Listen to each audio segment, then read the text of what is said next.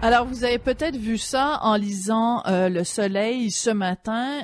Si plusieurs adultes ont vertement critiqué la démarche de Vincent Duguay, ce dernier a reçu l'appui de bon nombre d'élèves de différentes écoles secondaires. Vincent Duguay, donc, c'est cet adolescent qui a mis en demeure la commission scolaire des Rives du Saguenay parce que il trouve que saisir un cellulaire pendant 24 heures, c'est une punition abusive et surtout, ça va contre la Constitution.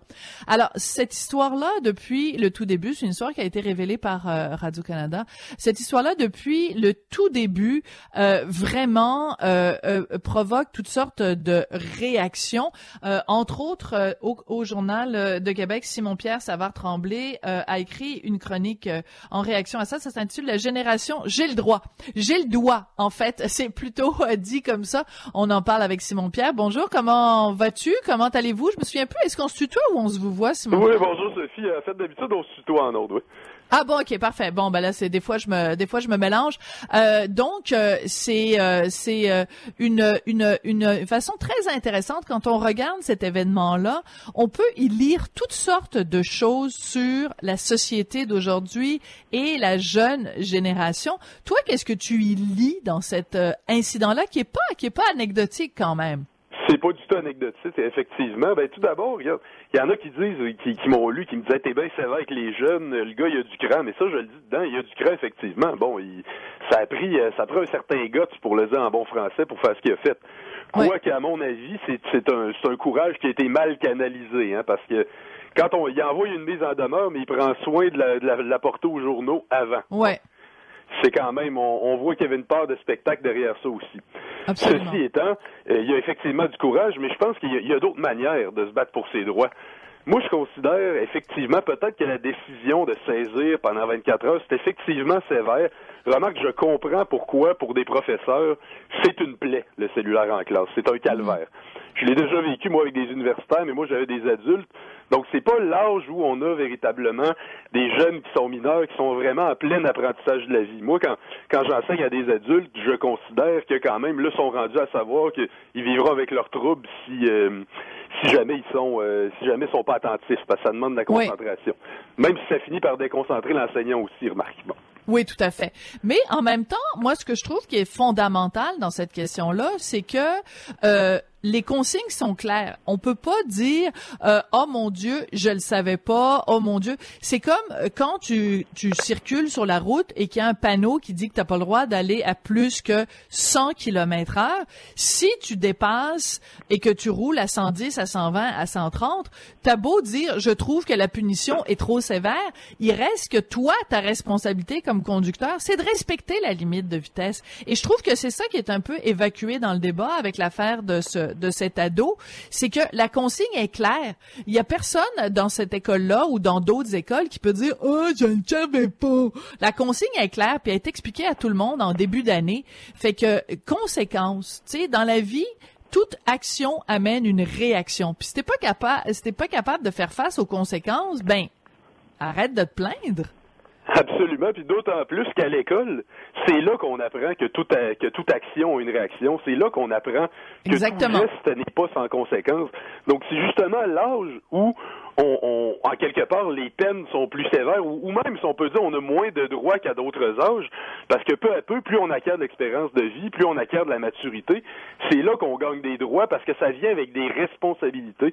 Donc c'est normal qu'à l'âge, que quand on est à l'école, que ça soit encore plus clair comme ça, qu'il y a des sanctions quand on agit mal, là, quand on contourne la règle. Surtout que c'est une règle qui a des bases légitimes. Maintenant, est-ce qu'on peut dire que c'est trop dur? Possiblement, mais il y a d'autres manières, me semble-t-il, que de toujours aller pleurer dans les jupes des juges, d'aller pleurer dans les jupes des avocats quand quelque chose ne fait pas notre affaire.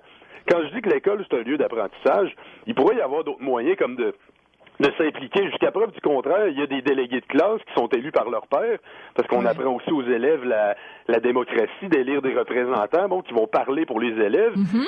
Il y a des associations de parents aussi.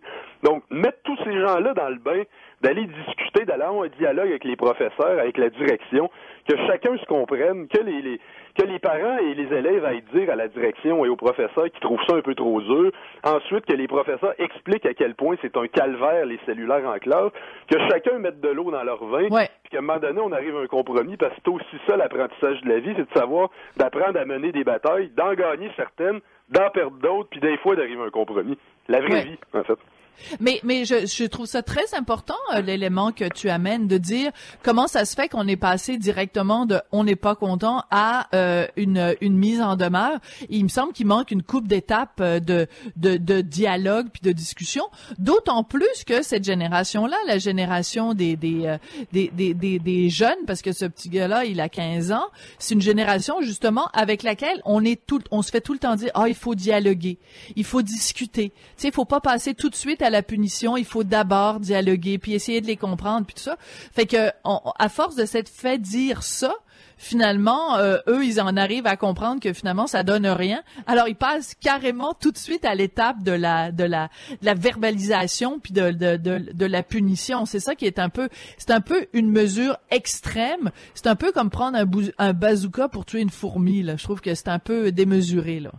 Ben, d'une part, mais c'est aussi, qu'est-ce que ça témoigne, ça aussi? C'est le besoin là, d'aller voir tout de suite les avocats, d'aller voir tout de suite les juges pour mettre en demeure une institution scolaire. Ça veut dire quoi? Ça veut dire, j'ai pas de combat à mener, ça me revient de droit. Qu'est-ce que c'est? On n'a pas de droit fondamental comme élève à décider des règlements des écoles. On a le droit de s'en mêler, on a le droit de faire valoir notre point, on a le droit d'y travailler, on a le droit d'embarquer les parents, on a le droit d'apprendre justement à mener des batailles, comme je disais tout à l'heure. Mais il n'y a pas de droit fondamental à nous de faire reculer les règlements des écoles. Puis là, il nous dit c'est inconstitutionnel, je vais aller voir les juges tout de suite. Il me dit ça tombe pas du ciel comme ça, là. C'est pas supposé tomber du ciel comme ça, là. Oui, tout à fait. Simon-Pierre, il y a un autre point qui est intéressant quand on parle de l'histoire de ce jeune Vincent Duguay, c'est qu'il a évoqué deux arguments. Bon, il dit évidemment que c'est inconstitutionnel, que ça va contre le droit à la propriété, etc., etc. Des arguments très légalistes. Puis, il utilise aussi des arguments plus humains, en disant, ben écoutez, si vous êtes un jeune et que vous faites confisquer votre cellulaire, surtout si on vous confisque le vendredi, donc vous n'y avez pas accès pendant toute la fin de semaine, il dit ça peut causer des problèmes de deux façons. Des jeunes qui travaillent la fin de semaine, ben leur patron n'arrive pas à les rejoindre. Et des jeunes qui ont une blonde ou un chum, ben pendant 2 jours, imaginez-vous, leur chum, leur blonde n'est pas capable de les rejoindre et donc ça cause des problèmes sentimentaux parce que vous savez, il y a des jeunes là, qui ont des chums puis des blondes très possessives puis qui se disent hey, comment ça se fait que j'ai pas été capable de te rejoindre pendant 48 heures. Les deux bras m'en sont tombés quand j'ai entendu ces arguments-là. Je me disais, tabarnouche de génération de petits lapins. Ah, mon Dieu, ma blonde peut pas me rejoindre pendant 48 heures, puis elle va s'imaginer qu'il y a quelqu'un d'autre dans ma vie. Donc, je vais envoyer une mise en demeure à l'école. Hey, j'avais envie de lui dire, grow up. Grow up, young man. C'est une manière de voir les choses, effectivement. Regarde, d'autant plus, c'est pas 48 heures, c'est 24 heures, puis on sait très bien que maintenant, à l'ère d'Internet, on envoie un message. On dit, excuse-moi, je me suis fait confisquer mon cellulaire à l'école. Ben, voyons. Il y en a eu des imprévus dans la vie. Là. Si je reste pogné dans un ascenseur, mon cellulaire passera pas plus pendant des heures, puis ça se peut que je manque des rendez-vous, puis je vais m'expliquer quand je vais réussir à sortir de là. C'est des choses qui arrivent, effectivement. Mais ce qui est sur l'aspect du travail, ouais. Ça, c'est intéressant de voir aussi comment les jeunes ont intériorisé, si on peut dire, l'espèce d'ubérisation du nom de la fameuse compagnie Uber qui fait tant jaser, de l'idée qu'en tout temps, il faut être rejoignable, qu'en tout temps, il faut être prêt à être un petit soldat au service de son entreprise, puis à rentrer quand il faut, puis au diable la vie familiale, au diable la vie amicale, il faut toujours rester connecté. Ouais. Ben ça, là-dessus, je trouve qu'il y a quelque chose que le Danemark a fait d'intéressant, c'est ce qui s'appelle le droit à la déconnexion. D'accord. Et ça veut dire que dans tous les temps libres, on n'a pas d'obligation de répondre à son employeur. On peut le faire quand même. C'est pas une interdit, bien entendu. Mais il n'y a pas d'obligation. Ça peut pas être utilisé contre soi. Mais je trouve que ça serait une bonne idée pour souffler un petit peu une fois de temps en temps. Là. Ouais, mais en même temps, c'est ça, tu parles de la notion de travail, mais tu sais, quand t'as 15 ans, de toute façon... c'est ça, moi. Ta priorité dans la vie ne devrait pas être ta job la fin de semaine à flipper des hamburgers. Ta priorité dans la vie quand t'as 15 ans, ça s'appelait étudier. Si ça te tente parce que tu as envie de te payer justement un meilleur téléphone puis de passer au dernier modèle de iPhone et que tu as besoin d'argent de poche pour te le payer puis que tu veux travailler la fin de semaine, c'est une chose. Mais c'est pas vrai que cet argument-là va être plus puissant. C'est pas vrai que l'autorité de l'employeur va être plus importante que l'autorité de l'école, là. À un moment donné, il faut avoir les priorités au bon endroit aussi. En effet. Ben oui, effectivement, écoute, on s'est battu longtemps pour que l'école soit obligatoire jusqu'à 16 ans. Ça a été tout un combat. Puis l'école primaire et secondaire, c'est pas léger comme apprentissage. C'est des journées complètes, c'est des journées pleines. Le soir, on a des devoirs. La fin de semaine, on a des devoirs. Puis une fois de temps en temps, on se permet une petite sortie entre amis la fin de semaine. C'est pas une période de la vie où on a un droit au temps libre à ce point-là non plus, t'sais. Non, mais de toute façon, je pense que tu l'exprimes très bien aussi dans ton texte. On sait que comme citoyen, on a des droits, mais on a aussi des devoirs. Et il y a certains membres de la société qui ont besoin de se faire rappeler la partie devoir. Parce que la partie droit, ils l'ont parfaitement incorporée, ils l'ont parfaitement intégrée, ils l'ont parfaitement comprise, ils le manifestent régulièrement. Mais la partie devoir, ça, c'est encore à travailler. Ça, le fait que, tu sais, la fameuse phrase de John F. Kennedy, vous demandez pas ce que votre pays peut faire pour vous, mais ce que vous pouvez faire pour votre pays. Ben, tu sais, faut que tu y mettes du tien aussi, là. C'est pas juste, la société doit donner.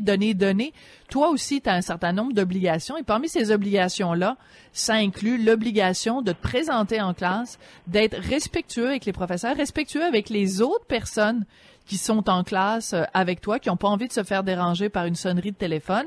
Et ça, c'est ton devoir, toi, comme bon citoyen de 15 ans. Puis ça, je sais pas, Vincent Duguay, il a l'air de l'avoir quand même un tout petit peu oublié. Et c'est d'autant plus important à l'école où c'est un lieu d'apprentissage. C'est un lieu d'apprentissage de la vie à société, de la vie en groupe. C'est un temps qu'on passe avec ses collègues, avec ses camarades, donc pas tout seul avec soi-même dans sa bulle, c'est-à-dire avec son cellulaire, d'une part. C'est une des premières choses. Puis ensuite, justement, c'est censé être un lieu d'apprentissage des devoirs.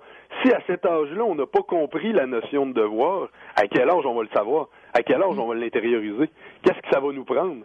Il me semble que si, à l'école secondaire, on n'a pas encore la conscience de ça, moi, en tout cas, moi, ça aurait été impensable. Pour moi, là, dans mon temps, là, puis ça fait pas si longtemps que ça, là, moi, je suis pas si éloigné de l'âge de ce jeune-là. Moi, j'approche le 30 ans, puis je me dis, donc, ça veut dire que c'était il y a 15 ans que j'avais moi-même 15 ans, donc que j'étais à son niveau. Moi, ça aurait été impensable, là, dans mon temps, là. Qu'est-ce que ça aurait été impensable d'avoir cette attitude-là face à l'autorité de l'école? Oui, jamais j'aurais osé seulement penser à contester devant les tribunaux un règlement de mon école. Par contre, ce que je faisais, je me faisais élire presque à chaque année délégué de classe. C'est comme ça que je faisais valoir les positions de mes collègues. Bon. Oui, ça me paraît plus d'une certaine façon plus démocratique et plus en ligne avec l'idée justement de faire valoir ses droits. En même temps, il a parfaitement. Je te dirais même souvent quand j'arrivais dans le bureau du directeur, souvent je ressortais en comprenant le point de vue des professeurs et de la direction, alors qu'avant je me disais c'est un règlement insensé. J'étais pas toujours convaincu que c'était la bonne chose, mais souvent je sortais en comprenant leurs raisons. Mais ça devrait être ça pour tout le monde. Ouais. Écoute, je veux te raconter aux auditeurs une anecdote assez rigolote. Il y a quelqu'un que je connais qui étudie en ce moment à l'UQAM. OK? Tu sais, genre, sciences humaines, pas de maths, là, des cours de sociaux, des cours de politique et tout ça. Et je suis estomaquée à chaque fois que je vois cette personne-là et qu'elle me raconte, puis j'aimerais ça qu'il y ait des gens qui nous écoutent qui me disent c'est pareil à l'Université Laval, mais au début de la session, les élèves ont le droit de négocier le plan de cours. Alors, s'ils sont pas d'accord, donc le prof ou le chargé de cours soumet le plan de cours en disant au début on va parler de ça, vous allez avoir un examen, ça va être fait de telle façon, de telle façon, de telle façon. Et là, les élèves disent s'ils sont d'accord ou pas d'accord et ils font sortir le prof de la classe. Et là, les élèves discutent entre eux. Puis après ça, le prof rentre, puis là, ils disent, bon, ben, on s'est mis d'accord, puis telle affaire, on n'en veut pas, telle affaire, on n'en veut pas. Et les exemples qu'elle me donnait, mais c'était à dresser les cheveux sur la tête. À un moment donné, le prof avait dit, moi, je vais vous demander de faire un travail de fin de session qui doit faire, mettons, 20 pages à simple interligne. Les élèves ont dit, non, nous, on veut que ce soit 20 pages à double interligne. Donc, les 10 pages. T'sais, les élèves négocient ça avec le prof. Un autre truc que le prof avait suggéré, puis je trouvais ça hallucinant, le prof avait dit, ben écoutez, il y a des lectures, elles sont obligatoires. Moi, la seule façon dont je peux vérifier que vous faites vos lectures, c'est je vais faire des examens surprises de temps en temps, mais ça va être 5 points vraiment faciles. Vous avez juste à répondre à 5 questions simples sur les textes que je vous donne à lire. C'est ma façon à moi de m'assurer que vous les lisez. Puis, vous avez juste à répondre à ces questions-là. Ça vous donne 5 points sur votre note finale. Les élèves ont dit non, on veut le savoir à l'avance quand est-ce que vous allez faire les tests. Ben, si on vous le dit à l'avance, c'est plus une surprise. Tu trouves pas ça hallucinant? Mais tu sais qu'à l'UQAM, tu parles de négociation, mais il y a même un droit de vote sur les plans de cours. Un droit de vote? Les plans de cours, en tout cas, c'était ça il y a quelques années. Je sais pas si c'est encore le cas, mais c'était ça il y a quelques années. Mais j'aimerais ça que les auditeurs qui nous écoutent me disent si c'est comme ça à l'Université Laval, si cette... mais moi, je peux te le dire, j'y ai enseigné, ce n'est pas ça à l'Université Laval. C'est pas ça à l'Université Laval. Bon, ben là, je me vois rassurée. Donc, à Québec, on est plus intelligent qu'à Montréal. Parce qu'écoute, c'est hallucinant. C'est hallucinant, puis cet élève-là est découragé parce qu'il dit, écoute, moi, j'ai été élevée, tu sais, elle allait à l'école privée, puis tu sais, l'autorité du prof, pour elle, c'était quelque chose que tu sais, on négocie pas avec un prof comme on négocie avec son gérant de banque quand on veut une hypothèque, là. C'est pas du donnant-donnant. C'est la mentalité, en fait. Je pense ça à quoi ça revient. C'est l'idée que t'es un client. T'es un client, puis l'école ou l'université vend un produit. Puis là, toi, comme le client est roi, ben t'as le droit de réclamer ce que tu veux parce que toi, c'est le client. C'est une inversion du principe d'autorité. C'est un tout petit peu décourageant. Ben c'est ça, c'est comme un contrat. Mais c'est un peu pour ça d'ailleurs que lui il est en train de dire, le jeune Vincent, lui, il est en train de dire, un de mes clients, un de mes partenaires qui est l'école, voudrait empiéter sur mon autre partenaire qui est mon employeur. Ça a presque l'air de ça quand on l'écoute parler, là. Ouais. Écoute, moi je trouve aussi que en même temps, comme tu le dis, ce jeune-là, il est débrouillard, il se tient debout, il est pas, tu sais, on a tellement des fois reproché aux gens plus jeunes d'être mous, des flancs mous, qui s'intéressent à rien, qui ont pas de passion. On s'entend-tu que lui, au moins, il y a de la couenne. C'est sûr que ce gars-là, il va devenir avocat, là. En tout cas, moi, si j'étais à la tête d'un bureau d'avocat, je lui dirais, et toi, là, on te paye ton barreau, puis on te paye tes études, puis après ça, tu t'en viens travailler chez nous. Donc, on peut pas lui reprocher d'avoir fait preuve d'initiative et tout ça. Mais c'est tout ce que ça indique sur cette attitude-là. Et au final, ce que ça indique aussi sur la relation symbiotique que les jeunes ont avec leur cellulaire. Un jeune de 15 ans, lui enlever son cellulaire, c'est comme lui enlever son bras, son pied. Ça fait partie de... Moi, des fois, je capote quand je vois des ados qui sont... Tu sais, tu leur parles puis ils textent en même temps. Hey, ça fait pas partie de ton corps, là. T'es capable de le prendre puis de le mettre de côté. Mais si t'es rendu à envoyer une mise en demeure parce qu'on te le confie, c'est que tu considères au contraire que ça fait partie de ton identité. Ça fait partie de toi. On est rendu là. Écoute, on est rendu, effectivement, eux ont grandi avec ça, mais ça nous a tous touchés, hein. Quand on s'en va au restaurant maintenant, là, combien on envoie de tables qui passent leur soirée à se texter en pleine face? Combien on envoie? Mais il me semble que justement, quand on va souper entre amis ou en famille, c'est pour passer du temps ensemble, pas encore une fois du temps avec soi-même en train de flâner sur Internet ou en train de jouer sur des applications ou en train d'échanger avec des gens qui ne sont pas à la table. Le moyen de communication, il en est plus un. Ça a complètement transformé nos vies. Pour ça, moi d'ailleurs, un truc que maintenant je me donne puis que je suggère à tout le monde, quand vous allez manger entre amis, mettez tous le cellulaire au centre de la table puis entendez-vous que le premier qui y touche, il paye pour tout le monde à la fin. Il paye pour tout le repas, tout le souper, pas juste... Oui. Ah, c'est bon, ça. Oui, Mais en même temps, je te dirais, parce que toi, tu es bien jeune, Simon-Pierre, un jour peut-être, si Dieu le veut, peut-être tu auras des enfants. Et si tu vas souper au restaurant, ton cellulaire, c'est ta ligne de vie parce que tu veux que la gardienne puisse te joindre en tout temps s'il arrive quelque chose avec un fiston ou fillette. Donc, je ferai quand même une exception pour les parents de jeunes enfants qui veulent être en lien avec la gardienne. Mais sinon, je suis parfaitement d'accord avec toi. Moi, c'est un règlement à la maison, jamais de cellulaire à table. En même temps, qu'est-ce que tu veux, Richard et moi, on est journalistes, donc nos patrons ont besoin des fois aussi de nous rejoindre tard le soir pour s'il y a un changement à faire à une chronique ou s'il y a un développement qui vient d'avoir parce qu'on doit réagir. Mais écoute, moi, j'essaye quand même de préserver. Puis écoute, manger là, c'est quand même pas beaucoup de temps dans une journée, là, tu sais. Ça prend quoi? Une demi-heure, 3/4 d'heure, 1 heure?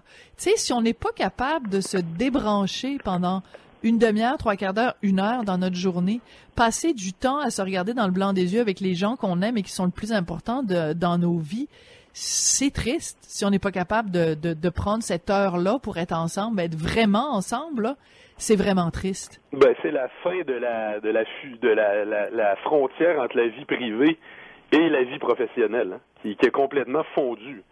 Puis effectivement, prendre une demi-heure. D'ailleurs, les médecins, quand ils rencontrent des gens qui sont trop stressés, souvent vont leur dire prenez le temps de manger, de vous asseoir pour manger. C'est un des moments où justement on respire, on se calme, on est des êtres humains, on n'est pas toujours des soldats prêts à être mobilisés par l'employeur. Mais toi, ce que tu dis, par exemple, pour Richard et toi, que vous avez besoin d'être jamais complètement trop loin du téléphone, votre employeur, s'il vous laisse un message pour vous dire « Sophie, peux-tu modifier ta chronique pour demain? » Il est capable d'attendre un 15 minutes quand même. Il est capable d'attendre que tu rappelles. Puis ce qui te pénalise légèrement de 15 minutes aujourd'hui, je pense que quand tu avais 15 ans, c'était pas vraiment un enjeu non plus, là. Oui, tout à fait. Mais en même temps, c'est très intéressant de voir, si on élargit ça, c'est très intéressant de voir à quel point on s'est rendu prisonnier nous-mêmes volontairement. Puis tu sais, c'est un principe évidemment que tu connais, le principe de la servitude volontaire. C'est que, mettons, si on débarquait aujourd'hui avec une machine à voyager dans le temps, puis qu'on allait voir un employé d'entreprise de 1950, puis qu'on lui disait, toi là, au lieu de travailler de 9h à 5h, on te propose, ton employeur te payera pas plus, mais quand tu vas rentrer chez toi, tu vas continuer à travailler. La fin de semaine, tu vas continuer à travailler. Tu vas tout le temps, tu vas jamais pouvoir être libre entre les deux oreilles. Tu vas tout le temps être en train de penser au travail parce que ton patron va pouvoir te rejoindre n'importe quand et tu vas l'accepter. Tu vas trouver ça normal, puis on te payera pas une scène de temps supplémentaire pour ça. Tu serais allé voir un employé de 1950 avec ça, il aurait dit « T'es fou, malade, rentre chez vous. » C'est hors de question que je le fasse. Si mon patron veut que je travaille le soir et la fin de semaine, il va me payer en temps supplémentaire. Puis de toute façon, c'est bien trop important pour moi. Ma vie de famille, déjà, je travaille de 9 à 5 comme un fou. J'ai besoin de décompresser quand je rentre chez moi, puis la fin de semaine, de passer du temps avec ma famille. Il n'y a pas un employé de 1950 qui l'aurait accepté. Pourtant, aujourd'hui, non seulement on l'accepte, mais le contraire nous surprendrait. Et on le fait. Et c'est volontaire. C'est un asservissement volontaire. Oui, c'est volontaire, mais écoute, parce qu'on a tellement intériorisé les nouvelles contraintes du système, c'est que c'est tellement concurrentiel que techniquement, quand le patron appelle pour te dire « je voudrais que tu rentres », on pourrait techniquement dire non, mais ils sont tellement pas habitués d'une part à se faire dire non, puis c'est tellement la course au contrat, une course effrénée au contrat, que si on veut être bien placé, si on veut réseauter, on n'a pas le choix d'être débrouillard, donc de cumuler les contrats puis de tout dire oui à tout. Parce que sinon, passe au prochain. Autrement dit, on est tous en concurrence l'un avec les autres sur celui qui est le plus disponible, celui qui va le mieux rentabiliser son moment de travail, puis quitte à détruire la vie sociale et familiale. Parce que le mérite du travail, du modèle du 9 à 5 de 1950 dont tu parlais, qui était pas parfait, il y a toujours eu des problèmes dans le milieu du travail, mais il y avait ce mérite-là, d'une part, au niveau politique, c'est bien plus facile d'avoir des lois sur le travail, de s'assurer qu'il y ait un certain partage, puis qu'il y ait une certaine justice, d'une part. C'est beaucoup plus facile que de dire tout le monde travaille jamais, mais tout le temps en même temps. Ouais. Mais ensuite, ça avait le mérite de tracer cette frontière-là entre la vie privée et la vie professionnelle. C'était clair, entre 9 et 5, je ne vois pas ma famille, je ne vois pas mes amis, je suis au travail. Après 5 heures, je ne suis plus au travail, je vois ma famille et je vois mes amis. Ça avait le mérite de clarifier les choses, de tracer une ligne. Pas d'appeler ses amis, de leur demander est-ce que ça te tente d'aller au cinéma ce soir et de se faire dire peut-être que oui, peut-être que non, je vais peut-être recevoir un appel. Ça a complètement brisé toutes les notions de base de l'humanité qu'on avait auparavant, là. Puis, tu te souviens, dans les années 50, quand on faisait de la science-fiction ou quand on parlait de l'avenir, on disait, ça va être la société des loisirs, tu sais, la retraite à 55 ans, puis l'homme n'aura jamais été aussi libre et avoir autant de temps libre. Résultat, on n'a jamais autant travaillé, puis on n'a jamais été si peu libre. Bref, une réflexion philosophique. C'est toujours le fun de te parler, Simon-Pierre. Et de te parler et de te lire, Simon-Pierre Savard-Tremblay, donc chroniqueur au Journal de Québec. Donc, je t'encourage à aller lire sa chronique Génération J'ai le doigt. Au retour sur les ondes de Boulevard 102, on va parler à Jean-François Gosselin, chef de l'opposition officielle à la Ville de Québec. On va revenir sur le dossier de la pelle Grenouille à Rivière-Saint-Charles, mais aussi on va parler des millions de dollars promis par Justin Trudeau pour le tramway du Berlabaume. On en parle au retour à Boulevard 102.